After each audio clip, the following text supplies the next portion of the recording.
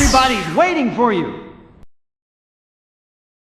Greetings, my not a little mosh pit, and I've spent a fair bit of time trying to figure out how to sell the average viewer on playing the Tomb Raider games. I mean, Tomb Raider is a franchise that's super accessible thanks to Steam, and especially thanks to Asper's recent remaster jobs for the classic timeline games. But it feels like getting people to actually play these games is like trying to convince a cartoon YouTuber to watch anything made for an audience above the age of 12. However, after much calculation and theory crafting, I think I've come to an amazing conclusion as to how I could persuade an audience of cargo short-wearing, think geek shopping gamers into playing a Tomb Raider game, instead of just jacking off to sensual Lara Croft fan art on Newgrounds.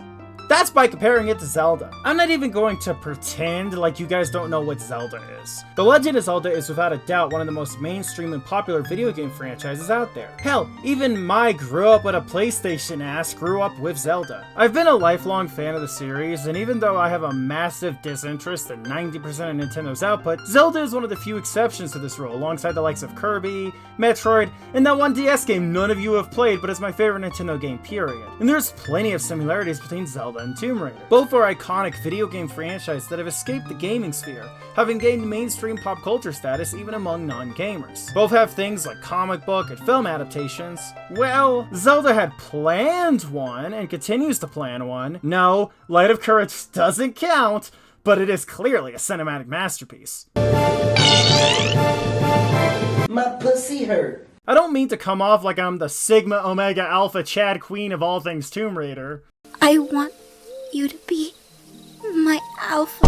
But I'd like to believe I'm making some level of sense with this comparison. Anyway, in order to avoid making a 90-hour video hyper-analyzing every little thing the series have in common with one another, I've chosen to make this video easier on my part by comparing the dungeon design and core gameplay philosophies of Ocarina of Time to that of Tomb Raider 1. You know, the first game in the first timeline.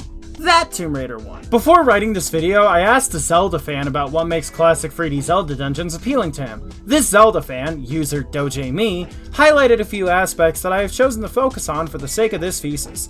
A key aspect that Jay labeled as engaging was a feeling of progression, which worked really well for me since that is also a key aspect of Tomb Raider's game design as well.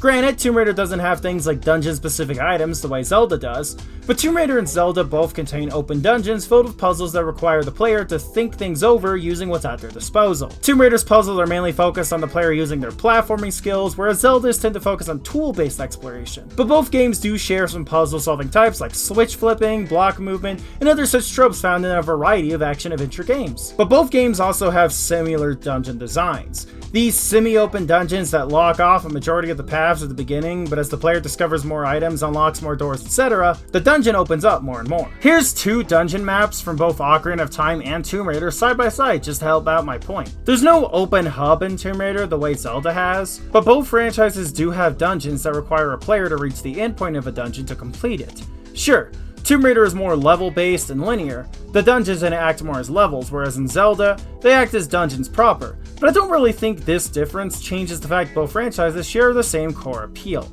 Zelda and Tomb Raider are very different games, but their appeals are cut from the same cloth. That engaging puzzle solving, encouraging of exploration, and general storytelling from gameplay are there in both franchises.